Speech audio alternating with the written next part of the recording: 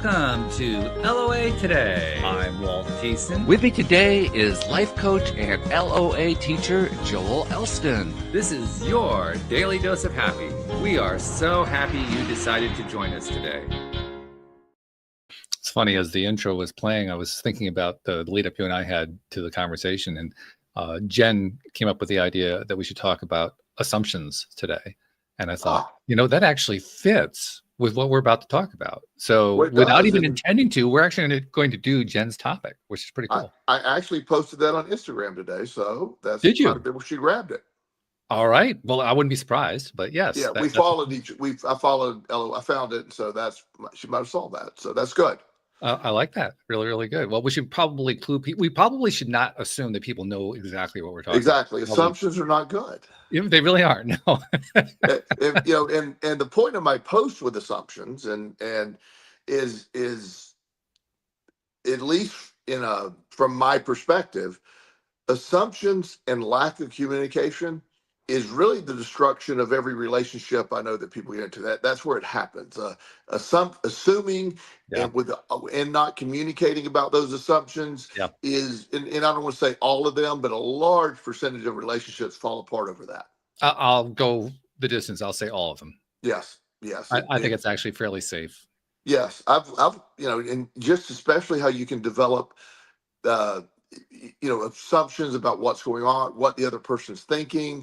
I love this topic because it's so relevant. It's what I did. Most of my day-to-day was spent on people who were assuming what other people were thinking. A lot of these were breakups and, well, I wonder what she's thinking right now. And I go, well, it's impossible to know. Well, she must be thinking this or must be thinking that. It's like, or not. I mean, that's the amazing part, right? We assume that we know what the other person, and we're usually wrong. Right. That's the part that is mind blowing.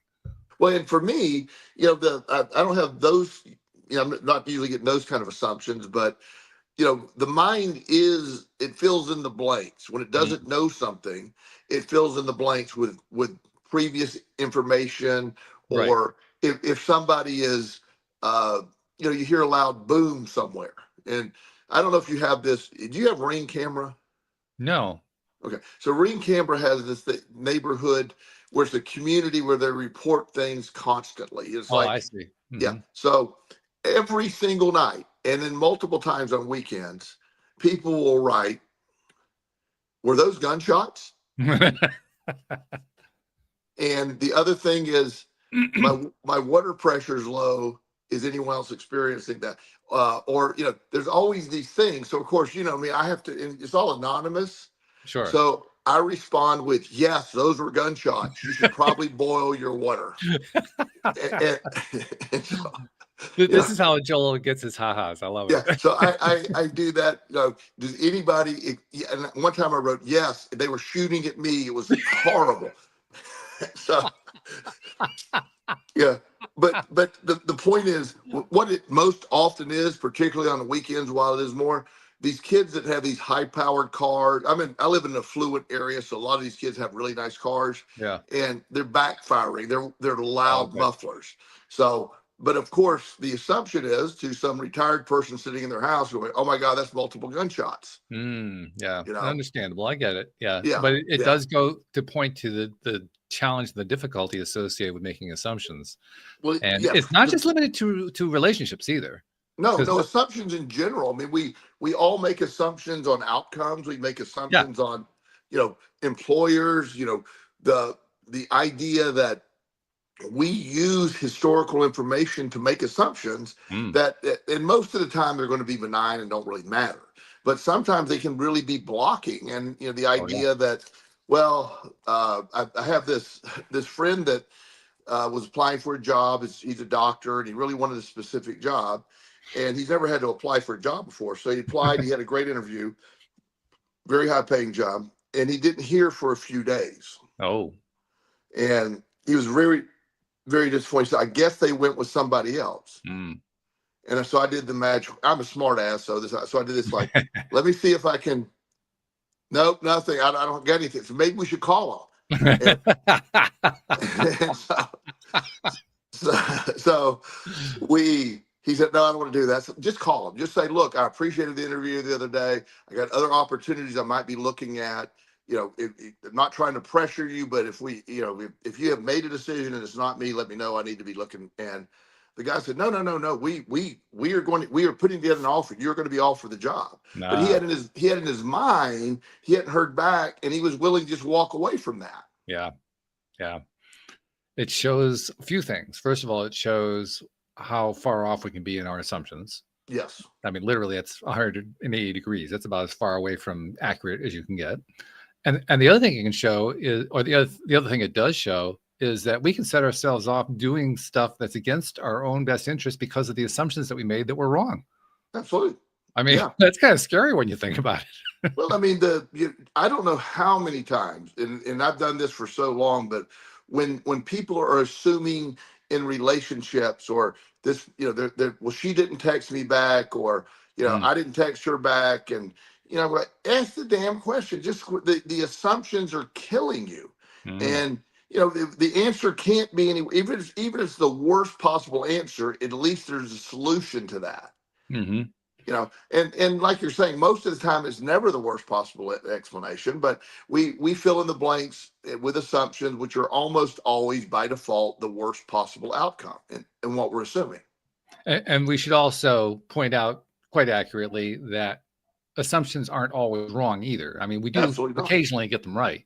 I mean, I could think of an example where there's a gentleman online who a bunch of us are trying to help. He's got this fixation about women. He can't think of women other than in terms of sex, and we're trying to get him to think about them as human beings, and it's really tough for him. But it's one of those things you don't really want to assume it right off the bat. In our case, we've had dozens and dozens and dozens of posts and comments from this guy that keep reinforcing the same thing. So after a while, the assumption becomes kind of safe. You can kind of go with that one. But even there, I mean, even with that one, I was reluctant to be direct about this is what's going on, because, oh God, what if my assumption is wrong? Because the experience most often is that it's wrong, because we think we know what's going on in somebody else's head. And then we find out, well, we really didn't. And then we find that there's one time that we did have something on the same wavelength as them. We say, oh, we're on the same wavelength with this person. Then we assume that we always are, and we're not. Absolutely. And that's the cycle of assuming. And then, when assumptions are made, the way to, first of all, if you can't stop assuming, and I've never really thought about it, you might not be able to. I mean, it's like brain automatically does a lot of work there. Oh, it does, yeah. But the antidote to wrong assumptions is immediate communication. And that's where most people get stuck, because their assumption has them stuck. So the guy that writes about that, I don't know what's up with her. She hasn't responded to my last text. I said, have you asked her? Yeah. No. Well, she always responds, and I know she read it. And I said, okay, all that's good. I said, but you're making an assumption based on your personal beliefs, historical information about being dumb. So if she is in the process of moving on from you, let's get that ball rolling, and let's try to encourage communication. She might not want to be hurting your feelings, or there might be something else. And so the answer came. So he texted her and says, I don't know if I've done something to upset you, but we haven't heard from you. I'm checking. Is everything okay? Do we need to talk? And she goes, I thought I told you I'm in Minnesota with my mom. She's having surgery. Assumptions in both directions in that case. Yeah. So turns out she never sent the message. He never got the message, so started assuming she was, and it's just this, and it's like simple communication. Or even if it is something like, I have years ago I was dating this woman, and it was just very casual. We were friends. We agreed it wasn't anything serious. This is many years ago. And one of the concepts, when we had great communication, and I said, look, we weren't really compatible, other than, just the stuff we're at, but we didn't really I didn't want to get married. That was the key. That's like, hell no. Yeah. And so she was aware of that, and she was good with it. And then, so she met a guy, and she said, look, remember we talked about this? I said, absolutely. We had the most healthy, quote unquote, separation because Wow. we just discussed it, but we knew there was no commitment, but there Yeah. was never a moment of hard feelings. We're very good friends today, and she's married to that guy. I'm good friends with him. Wow. That's fantastic. Yeah. Yeah. And it shows the power of that communication that you're talking about. Now that's not every relationship, Walt, but that's that one. That one Well, was I mean, good. the exception proves the rule. Exactly. Yeah. The rest of them, they're not going to be really talked about here. But Okay. Yeah. Well, yeah, we won't delve too deeply into that. yeah, I totally get and understand that. This is bringing to mind one of those memes that flies around on social media that I saw recently. A couple, a young man, young woman in bed, but they're lying away from each other. And there's a little cartoon balloon over her head that says, "I know it. He's thinking about other women." And there's a little cartoon balloon over his head that says, "What causes the northern lights anyway?" yeah, yeah. Yeah, well, and that's my son TJ years ago was he was a great looking kid, had a lot of girlfriends over the time, and Mm. and TJ was super ADHD. He was always thinking about different things. And so one time he came to me, he says, "Dad, why do girls always want to know what I'm thinking?" And I go, "That's just sort of what they do, buddy." And he goes, "Sometimes I'm not thinking anything." I said, "Well, yeah." He said, "They don't seem to believe me." And I said, "Well," I said, "Well, they're what they're trying to ask, are you thinking about me?" Yeah. And he Mm. goes, "Why would I do that?"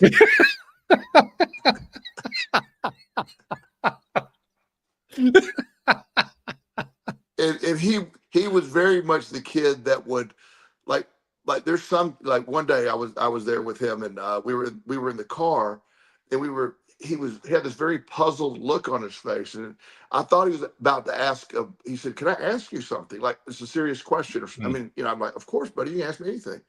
And so he was contemplating, and he goes, "How far is the furthest star?"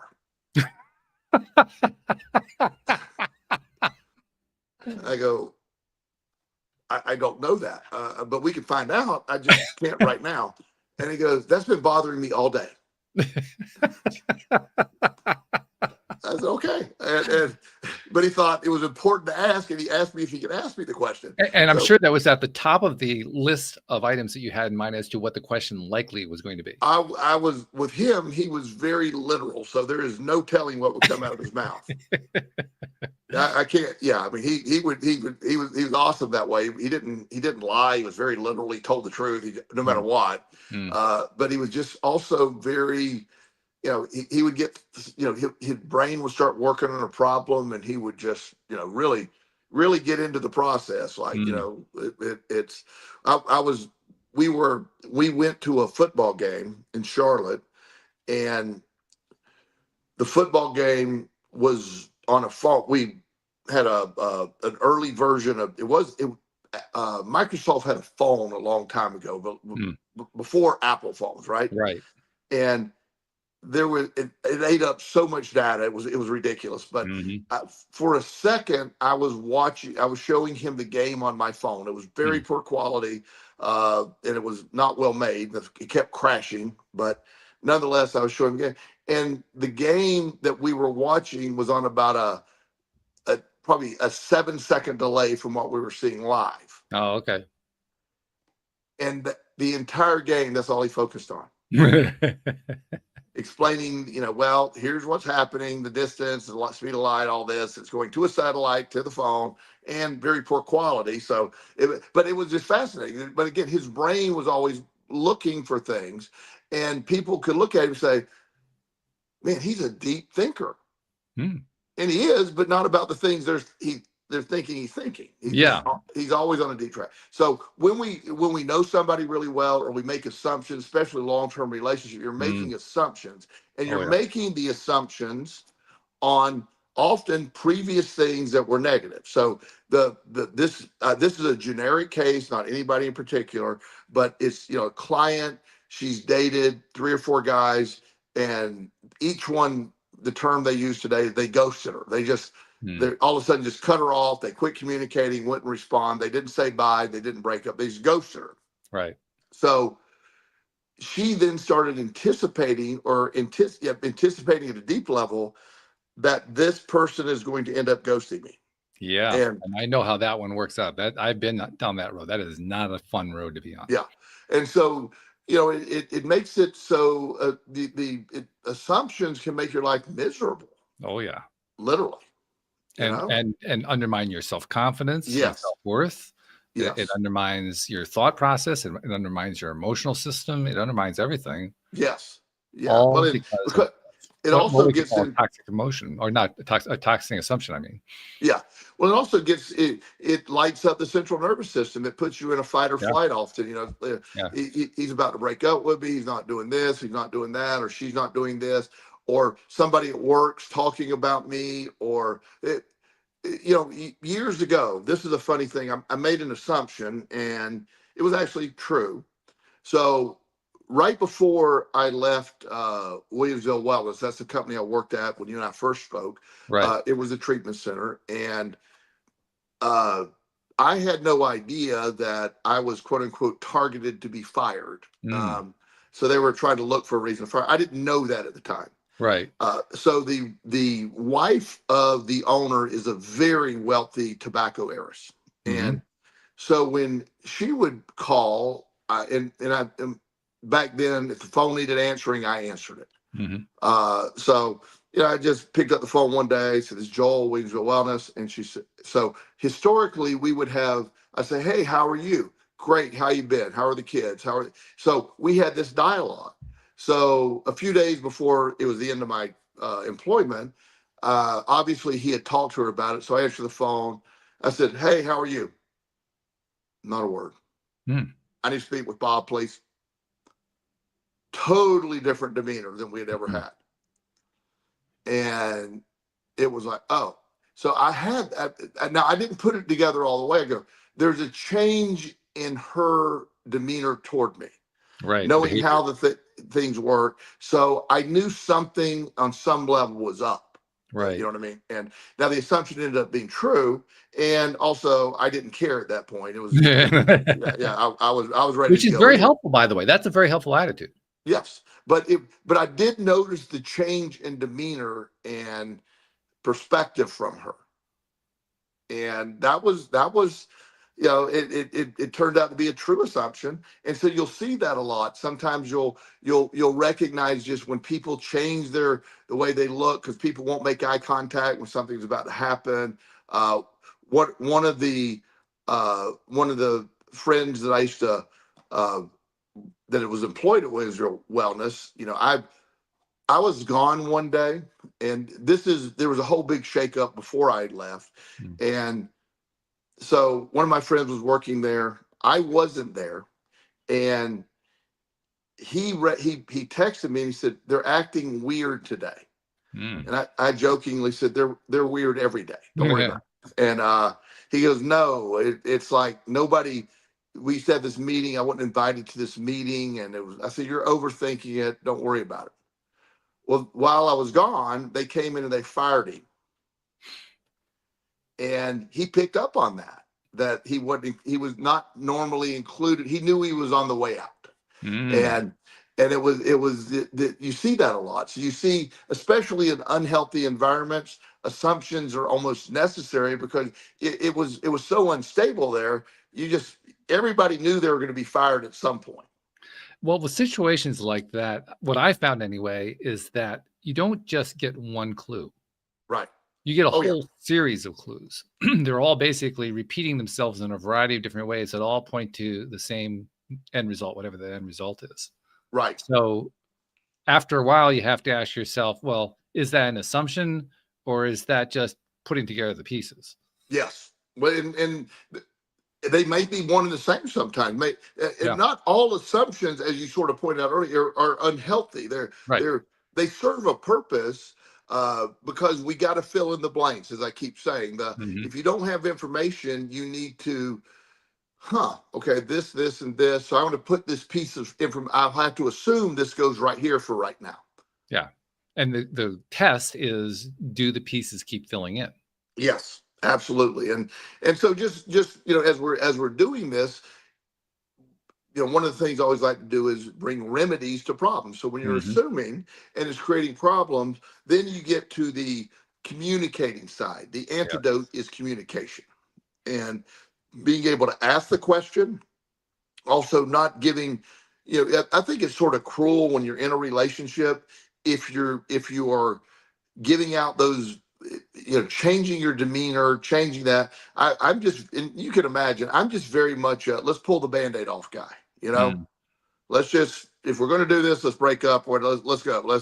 But it doesn't need to be, let's don't get it to a place where, oh my gosh, it gets weird. You haven't seen them for a week or two, and what's going on? I'm busy. So it's just, it's such a, to me, that's what makes it so annoying in relationships. Yeah, I see what you're saying, and Yeah. I'm with you on that. I think it points to why communication is vitally important, not only toward making it easier for a breakup to happen, but also making it easier for a coming together to happen. A reconciliation or an improvement. The idea that I have this, and this is probably the standard. Hmm. So how, and again, I have a sort of a skewed view of all this because of who I work with. So Mm. I'm not saying this is how it is, but I don't know how many people I know, they get married, everything's fine. They have 2 kids and life's going on pretty good. Hmm. And then randomly, when the older kid is about 12 or 14, is when all of a sudden they get a break, they get a divorce. And and at first I just thought, well, that's just random. But no, it's really specific with that older kid at that age. There's something going on Well, in the there's change. actually statistics. There are surveys that show that 15 years is a break point in a large Yeah. number of marriages. Well, and that would fit this narrative. I'm not suggesting it's about the kid, but it's just that age of the kid. So assuming they get married, wait a year or so and have a kid, that fits that 15 years Yeah, perfectly. it fits it And perfectly. so, but almost every time they're when you talk to them about the breakup, they quote unquote, they say, well, we're not in love anymore. And we did that. But they quit communicating a long time ago. They quit. Yeah. Now they were in the operational part of the marriage. You need to pick up the kid at soccer practice. You need to do this PTA meeting tomorrow. They're communicating in the mundane, but any form of relationship sort of gives way to the functionality of the household. Mm-hmm. And so then somebody along the way goes, yeah, I can't, I don't want to do this anymore. I'm not in love with him or her. And it's, and they agree, let's get a divorce. Then ironically, they then quickly go to the gym, get really fit again, because they're going to That's be one of now your looking favorite for their things. yeah. And it's funny because then they're going to meet somebody else who Yeah. had the exact same Yeah. experience, and they're Yeah. literally just going to change partners That's right. with the same scenario, which is hilarious to me. Well, I understand why you say it's hilarious too, Yeah. because it is. It's a It, funny thing. I yeah. mean, you've made the point many times to me. I'm not sure always on the show. I think mostly off the show, but you've made the point to me many times. They went to the gym to get themselves back in shape. Why didn't they do that while they were still in the relationship? Well, that's always been amazing to me is, as soon as they get, broken up, they're like, I'm going on a diet. They post all these great pictures. They work, they lose 50 pounds or 40 pounds, wherever they're at. And they look incredible. It's like, have you guys considered doing that during the thing? Yeah. But it's also, there's a doctor friend of mine that really believes, and he states this, and this is not my opinion, thank God, because I don't want any heat, but he said humans are not biologically predisposed to stay together for long periods of time. It's an interesting point. Yeah, he said when you look at the point, a male can impregnate unlimited women. A woman can have a baby on average a little less than once a year, and it's really intended. The whole reproduction cycle is intended to populate the earth and make the species go forward. The concept of marriage and connection, I believe, was a religious concept at some point, or maybe just functionality as well. But and there's nothing wrong with it. But it's funny because we are according to this guy, biologically predisposed to not be with the same partner over and over. Yeah, well, lots of things. Here we go again with the word assumption. A lot of things are assumed by researchers. Yes. Which I find to be fascinating. They claim, Yes. especially social science researchers. I mean, it's also true for more strict physical sciences and so forth. But it's particularly true with the social sciences. it's a major trap that so many PhD people fall into, and that is they assume that something is true, and then they set out to show that it's true with data, rather than trying to find out what's true. I mean, I don't know what happened with the guy that you just described. I don't know if he found that one out or if he assumed it and then found data to support it.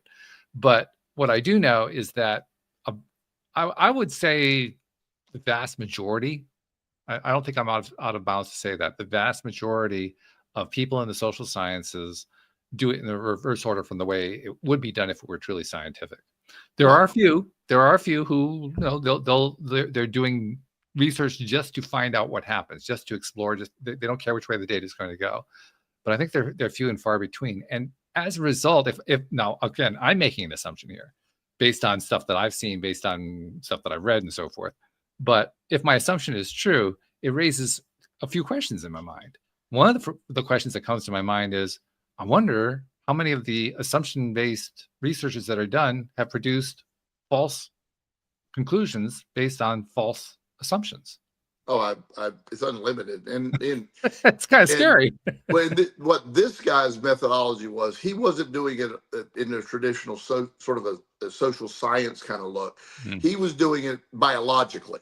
Why would a male be able to produce unlimited children, and the female only be able to do one a year? Just the biological structure of that.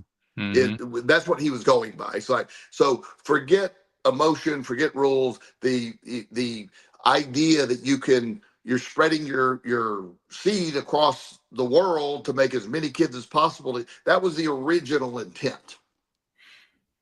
And I'm not sure whose intent that was. That's a whole different conversation. But again, he solely is based on the physicality of it, the science of reproduction.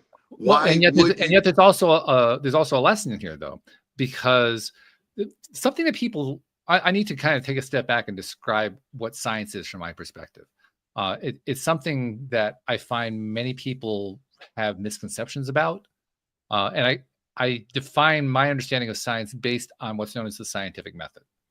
And for those who don't remember the scientific method from high school, it's pretty simple. The scientific method is you create a hypothesis, then you do some research, find out if the hypothesis is true, and then you adjust the hypothesis, and you keep doing that over and over again, refining. That's the scientific method. Sure. There's a key element in there that people overlook. Now, how much is in there? There's two elements in there. How can you overlook anything? And yet it gets overlooked all the time because we have this belief that science is precise, that science is accurate, that you don't question science, that you don't doubt science. But they forget the hypothesis part. The hypothesis part is a human being putting some ideas together and saying, I think that may be true. In other words, there's no actual hard stuff going on there. It's just the mind kind of creating a possibility and seeing what happens. Well, you're completely right. And when you introduce quantum physics against traditional physics, you have this. We're not going there, but you understand. I could hardly wait. I mean, I know how much you love the topic.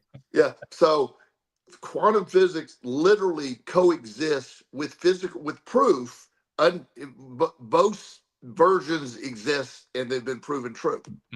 Yeah. Well, that's the other thing that's also interesting about science, because like I said, the scientific method is you hypothesize, you gather data, you do some more hypothesizing, you gather more data endlessly. There's a step in there that doesn't exist.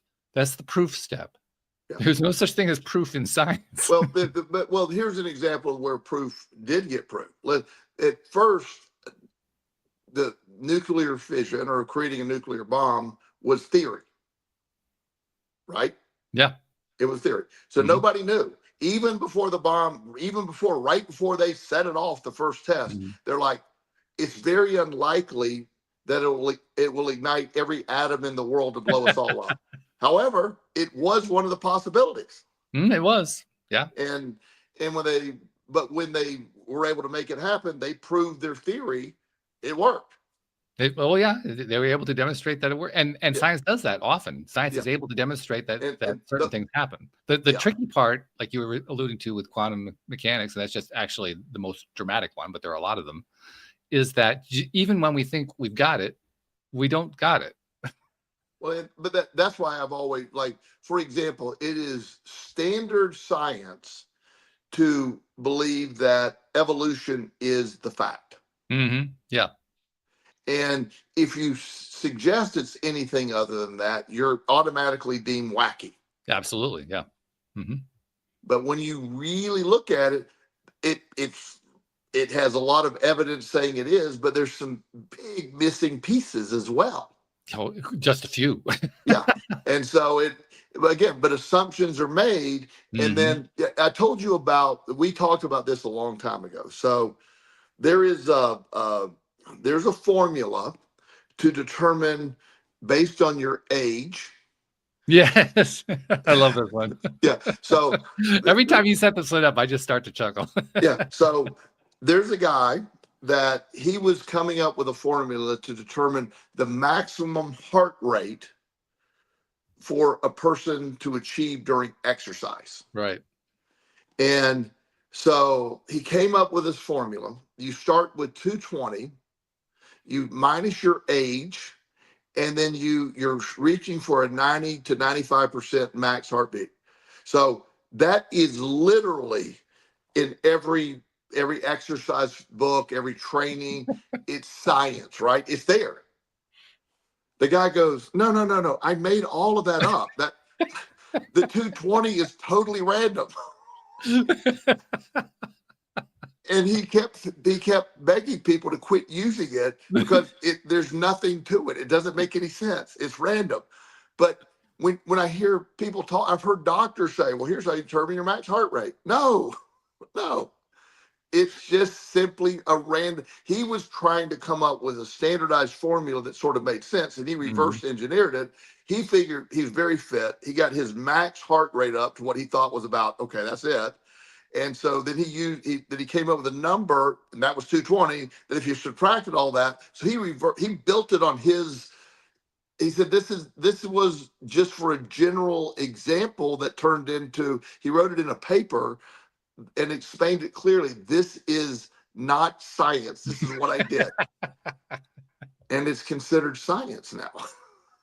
There are a lot of things like that. The nutrition, that's one of the more fascinating ones for me. Yes. You know, the different the basic nutritional model, the fats, proteins, carbohydrates thing, all of that, you know, the food pyramid, all that stuff is considered to be the bedrock for modern understanding of diet and nutrition. And what so many people not directly in the field don't know is that most of it was set by a low-level government employee who was tasked with putting together a pamphlet that explained what the nutritional values of a healthy diet were. And she had no science. She had nothing to back it. Basically, this is what she made for her family every day for their evening meal, and that's the basis for what a healthy diet is. Sure. There's no science. Well, and that's the thing there. But like the food pyramid, for example, and this gets into what if somebody asks me, what is the best nutritional plan? What is that? And I'll be like, everything is bio-individual. It is what works for you. What are your goals? If you're going, I'm a power lifter. I lift a lot of weight. I need a lot of protein. If I weren't lifting like I'm lifting, I wouldn't need as much protein. So I eat a diet geared toward what I do. I eat a lot of quality fats. I mean, it's great for the brain. So I have developed what I eat. I try to cut out sugars, particularly added sugars. And those are things that I've used. If I want to help reduce my body fat, I really manipulate the carbs. That's the way I do it. There's other ways. There isn't any one set perfect nutrition, but if you get on Instagram, you have this guy that does this guy that does that. They'll state it as fact, when in reality, like, for example, the food pyramid is just a totally made up thing. Just completely invented. Yeah. It doesn't have any. it doesn't have any bearing. It doesn't have any, Nope. anything to back it up. I think the best thing people can do is eat real food, I agree. non-processed food, just real food. I eat a lot of eggs, I know and you do. yeah, and these are, I'm fortunate. Not everybody can do this, but I buy, from a lady that has eggs. Oh, She okay. grows So, eggs. It's not, yeah. they're laid one day and I'm buying them the next day. So I have the Mhm. freshest pasture raised eggs. There's wild chickens running around, and those, in my mind, have very bright orange yolks. They're very nutritious, and Sure. I eat a lot of eggs, and it's great. That's what works for me. I eat a lot of meat, but that's, again, I eat quality grass-fed meat. I'm also aware, even if it doesn't affect the nutritional value, I try to find, like, food that is, if it's animal food based on animals, if they're providing food that are not mistreated, that Mm, they're, when, local farms, I like, a cow should be able to be a cow, shouldn't be herded in and is stressed and all the other stuff. So again, I'm in a fortunate position to be able to do that. That costs a lot more money, but I try, like, my salmon I get shipped in, it's wild caught salmon. mhm, mhm. Yeah, The different than the stuff they get in raising farms. So right. that's the stuff I came up with. Real whole food, just real whole food, is sort of the solution for me. I think it's actually a solution to a lot of things. But there's also a key lesson, if you will, or a milestone, or a key point here that I want to pull out that ties in directly to our topic about assumptions, which is we have to be careful about the assumptions that we make. But let's not fall into the trap of believing that we should never make assumptions, because literally we have to go through our life making assumptions all the time. You Well, just listed a whole series of assumptions that I agree with, by the way. mm, But there's a whole lot of assumption in there that doesn't, you really don't have tons of data behind it. you You have to. There are you times you have just to do have it, to but have assumptions. assumptions are, as you're saying, they're necessary. That's how we function. Throughout life, you have to make decisions based on assumptions when you don't have all the information. That's It's right. required, Yeah. and it's, for me, understanding that, and when I look at a situation, if I'm dealing with some kind of crisis with a client, or I am forced to make a lot of assumptions pretty quick. I Mhm. have this is an interesting case I had a while back. So I had a new client coming in. He was 26 years old, and I knew he told me he wanted to talk about getting off of his Xanax. He had a dependency Okay. on benzodiazepines, Xanax Okay. in particular. Okay. And so he came into my office the first day, and he was very tired. And he said, "I'm so tired, I quit taking my Xanax yesterday." And I go, "What?" And I said, "You can't do that." And as soon as I said, you can't do that, he went into a seizure, which is what Wow. happens when you. So I immediately got him on the ground, called 911 when I did that. I told the ambulance en route that it's a very high chance, and it wouldn't hurt him if I was wrong, that he is in having a seizure from detox or withdrawal from benzos. It could be fatal, and I was keeping him safe. They were there within 4 minutes. There's a doctor next door. Somebody Wow. ran and got him, who literally came over. He gave him a shot of benzos, Okay. and it's exactly the thing. I made an assumption. I Yeah. made an assumption based on that. I had no proof. And the ambulance driver said we couldn't have Whoops. We just lost your audio. I don't know what happened. No, I mean, like, your audio is gone. Like, I can't hear what you're saying. Your audio is gone. Your audio. There we go. Yeah. Somebody was calling me, so I thought I had that blocked. Oh, that's all right. Now, this is one time you're talking, then all of a sudden, boop, there goes the Yeah. sound. I didn't know a call interrupted that. Well, now you know. Yeah. You made an assumption that didn't work out so well. Exactly. Exactly. So, but that's, you just keep talking. That was my son. I want to make sure nothing's wrong. I'll take the message. So you keep talking. Yeah, that's all right. Well, I mean, what you're talking about makes a lot of sense, because you're pointing in to the fact that you had to make an assumption under duress, under an emergency situation, it was a reasonable assumption. It was an assumption based on the information that you had available to you at the time. It was the best information that you had, and that information turned out to be correct. Absolutely. But you still had to make the assumption. You didn't have a lot of choice about that. Yeah. Yeah. And it's a good thing you did, by the way. Yeah. Yeah. Well, it's something when you understand, as you point out, assumptions are absolutely necessary in life. So we're not saying don't make assumptions. We're saying when you make assumptions and communicate with those, in relationship, assuming with lack of communication is the problem. Yes, very good point. Very good point. And it's not just communication in relationships. Going back to the topic of science, if you make an assumption in science and you don't listen to the data, which is a form of communication, your assumption can come back and bite you in the butt. Right. Exactly. And that's the problem. You still have to have the communication. The communication still has to happen. And if the communication isn't happening, then you got yourself a serious problem. Yeah, completely. But just by paying attention to, not just in science, not just in relationships, in everything, just by paying attention to the communication that accompanies an assumption, you can essentially eliminate almost all of the risk associated with making an assumption. Yes. Yes. That's that.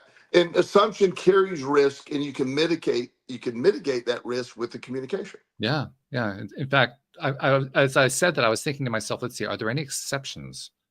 And I'm not thinking of any. Well, you're assuming there's not. Yeah, that's a fair point. Yeah. but yeah, like any topic we discuss, this is the functionality of life. And so I don't ever believe in always. I don't believe in every time, but it's just when I see one group of things that keep happening and breaking things apart is, you like to point it out. So, for our audience members that are assuming their relationship is going bad, or like my husband and I are on the edge of divorce, but we never really talk. Communication, I've heard people say, well, what if it makes it worse? I said, well, you're about to get divorced. So is it? Yeah, I can speak from personal experience and tell you, I guarantee you the communication is not going to be worse.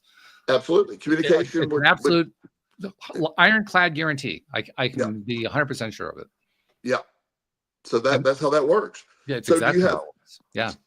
Yeah. And by the way, it's not like I didn't try to communicate before the relationship fell apart, because I did try to. But could I have done more? Yeah. Could she have done more? Yeah. In other words, could we have actually carried the communication out to a further extent? Oh, yeah. So it isn't even just a question of trying to do it. You actually have to pull it off. You have to pull it off. And when you do that, you put yourself, you can salvage things or minimally reduce the damage of what's going to happen if it can't be salvaged. That's right. It's there is nothing worse than, and this is not my personal experience, but just watching my clients go through there is nothing worse than watching somebody spend weeks upon weeks trying to think what the other person is thinking or doing. Where are they at? Are they dating someone? So had a client a few weeks ago that got broke up with out of nowhere. I mean, madly in love, got broke up with, and they were sharing locations. For 3 years, they've been sharing locations on their phones. Right. And so it was, he was putting a lot of stock in, well, she hasn't cut off the sharing yet, so she's probably, we'll be able to talk soon. And then randomly one day he got a notification that she cut that off. And that sent him into a whole nother downfall. It was this, and it was like, if we could have communicated along the way where we're at, but she left the door open enough. She was done. It was clear that she was done. But I think she thought she was going to be kind to him and just let him think there was some hope. And that's an interesting point right there. Let's stay on that one for a moment, because that is a very common thing. If I don't say something, then I'm being kind to that person. Yes. It's often, I think, inaccurately attributed to the women rather than to the men, but I find that the men do it as much or more than the women do. So Yes. I don't buy into the whole stereotype on that one. No, I think it's both sides. I think so too. But the thing that strikes me about it isn't just that they're trying to be kind. It's that they're trying to get out of the communication. Well, They don't want to actually have to deal with it. They don't want to have to deal with it. They don't want to be the bad guy. Yeah. And so they want to. It's it's under the guise of, I don't want to hurt you. I'll let you down gently. Versus, again, I'm the pull the Band-Aid off guy. Like, let's just do it. It might not feel good right now, but a clean cut is so much nicer and quicker and less psychologically damaging. Totally agree. And in fact, probably the kindest thing that you can do in a situation like that is to communicate rather than not communicate. Oh, I mean, because that's the argument, right? The argument is, well, I'm trying to do things the kind way. Well, if you're going to do things the kind way, then communicate, because that's more kind than not communicating. Well, the when you're honest and you're able to communicate with people you care about, even if it's toward the end of a relationship and that's going to be ending, the kind thing to do is, you don't want them sitting around all day worrying and lack of closure. So if you were to have a breakup and you were to sit down and say, look, this is not working for me anymore. Here's some things that, I need to move on. I want, if you need further discussion or closure, I'll be glad to give that to you, but we're going to break up. If you could do that and then allow maybe a call or two of closure just to get some, that would be the kindest thing you can do. But nobody wants that call or two because they feel so guilty. Well, is it that they feel guilty, or is it they just don't want to have to handle the negative or the emotion out, whatever? That I made an assumption too. Well, we're doing that. That's the whole topic today. Yeah, they don't want to feel the emotion, whatever that emotion is going to be, whether it was guilt or having to have the conversation. Right. Especially when you've been with somebody for a long time and you can't imagine the rest of your life without them. It's it's in a way, you grieve the process. It's like it's the death of a relationship. So their grief is there. Yeah. And I always when I walk people through that, I have them go through the 5 stages of grief. Just as a process, and it's geared toward relationships, but understanding that it's something was just removed, taken from you, that it's at a deep level, and it needs to be looked at that way and gently processed. Something else occurs to me about this topic of assumptions, particularly where relationships are concerned, but it actually applies to almost any area of life, and that is the assumptions we make that get foiled, that turn out to be not what we expected, such as the person who is madly in love and then the relationship ends. That person will have a very strong tendency to either say out loud or think to themselves, but we were perfect for each other. How could they have even done that? Right. The assumption was so strong that it had to be true. And that's an indicator of just how strongly, not only do assumptions play a role in our lives, but how strongly we lean on them. How strongly we do. And in that scenario, you have one person receiving information that everything's fine, we're soulmates, we're here. And there's another person that's so far out of tune with that, they break up. Yeah. That gets back to the communication piece, because one person's receiving it, and maybe it's just because their perception, but the other side's not communicating anything different. But it's a great relationship. We're here forever. It's great. And it has this, it defeats your brain when you realize that. And it's like, we were perfect. I don't know how she did that or how he did that. It made no sense. I was, I know several people, but this person that lives in Florida, she's on a big streak here. She's probably watching that. She'll laugh if she hears this, but, she meets a guy and he's the perfect guy. He's everything. He's great. They're fantastic together. They like the same things. They believe the same thing. And then somehow, almost to the day of the 2-year mark, he breaks up with her. This has happened 4 times in a row. Literally. Wow. 8-year period. Yeah. The 2-year period. I mean, within a week or two. And I'm like, what goes on? and I'm trying to dissect the puzzle. These are Yeah. four different guys. Yeah. Well, actually, they're the same guy, but just different names. Literally, she's picking the same guy. So, There's a yeah, clue in here, I can tell. yeah. She doesn't really buy into that clue that I'm trying to get her to see. It's Uh-huh. like they have different names and different faces, but they're the same guy. Yeah, And well, I get that because it's hard often to see in our own relationship choices the commonalities that exist. yes, We see a different person every time. yes, It takes somebody with that outside perspective to notice the thing that we just kind of gloss over. So I get it. I know where she's coming from on that. yeah. Well, yeah, and the idea that the same ignoring red flags, assuming, well, that's Mhm. not a big deal or whatever. And we have a tendency to make that, a thing, but as we walk through life, the assumption, relationships and stuff, they're going to continue to be there. As we said, they're a necessary part, but the, as we assume and we communicate, that's what we're ultimately shooting for, is improved communication. Mhm. It doesn't mean there won't be breakups. It'll mean that the breakups won't feel so incredibly damaging and feel like you just are, because there's nothing like having the rug pulled out from underneath you and your whole Oh, life yeah. is turned upside down. I remember when you had your breakup, it was like this came out of nowhere. Yeah, and it didn't come out of nowhere. I mean, it's not like there was no lead up to it. It took me a while No, to grasp that fact, but there was lead up at to the it. moment, it seemed to come out of nowhere. At that moment, Yeah. exactly. At that moment, it just seemed, and quite honestly, there was another assumption at play there, and it was an assumption based on her and what her past career had been, and that career was as a psychotherapist, which indicated she, by the way, knew about the importance of communication in relationships. So I figured, well, I've been trying to get her to communicate. She'll communicate when she's ready, and that was a false assumption. Yeah, my theory on us people in counseling and psychologists and all that. It's well founded, I might add. Yeah, we didn't get here.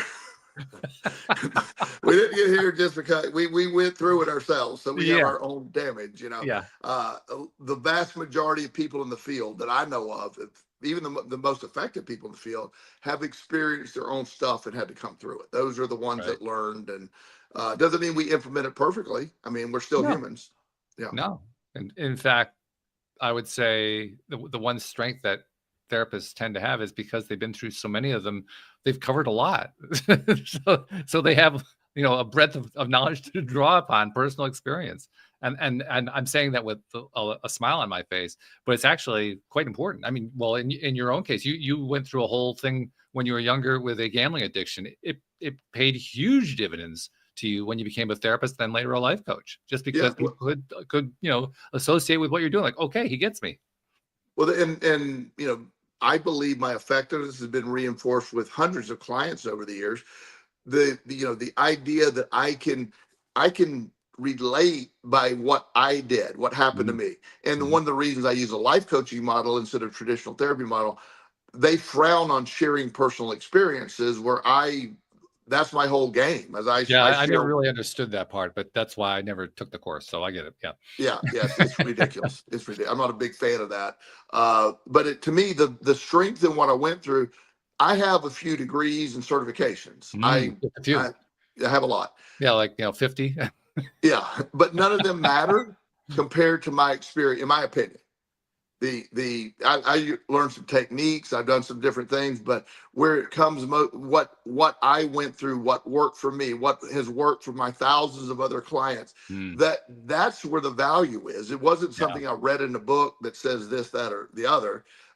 It's about, here's tangible proof of what worked for me. And Mhm. so for a life coaching me doing life coaching allows a lot more latitude than a traditional therapist would have. Yeah, well, that's a good reason to be a coach. I think that's why coaching is exploding. I mean, well, Yes.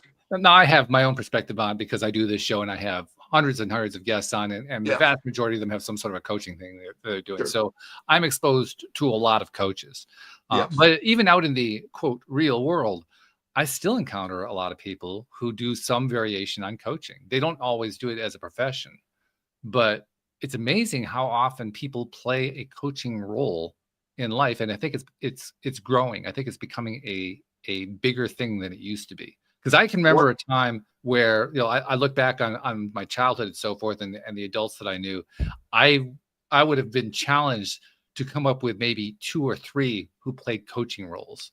Yes. Now, I mean, it's hard to find an adult who doesn't play a coaching role. So it's shifted.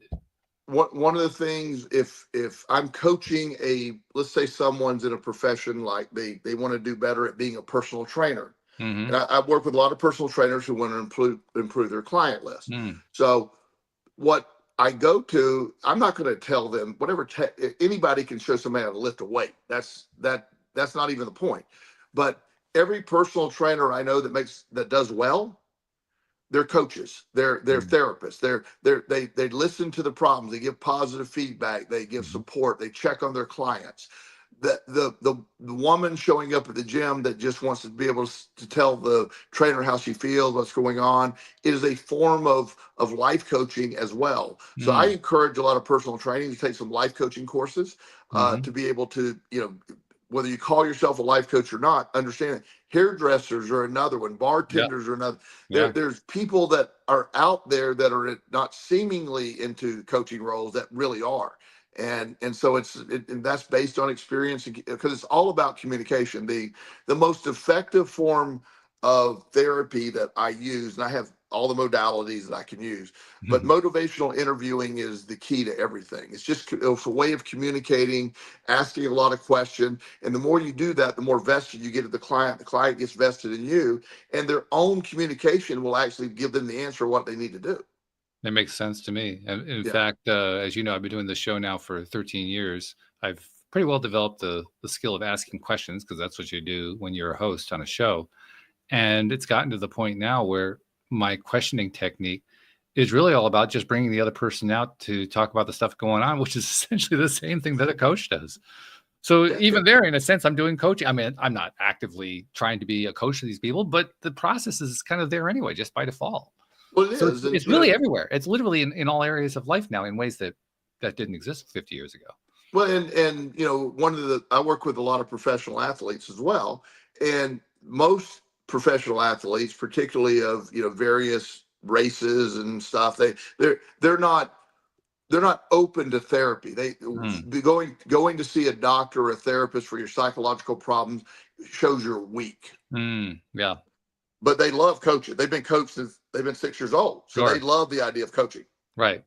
And so now I want to tell them we end up the same thing. We talk about the same thing, but coaching to them sounds a lot more positive. And of course, anything I do is going to be toward a positive, you know, I don't use any. Right. Yeah. You know, so I'm about strength building, pick up, move forward, reframe, look at your situation and just, you know, what is the next step forward? That's the general thing for everybody. Which is one of the things I love about you.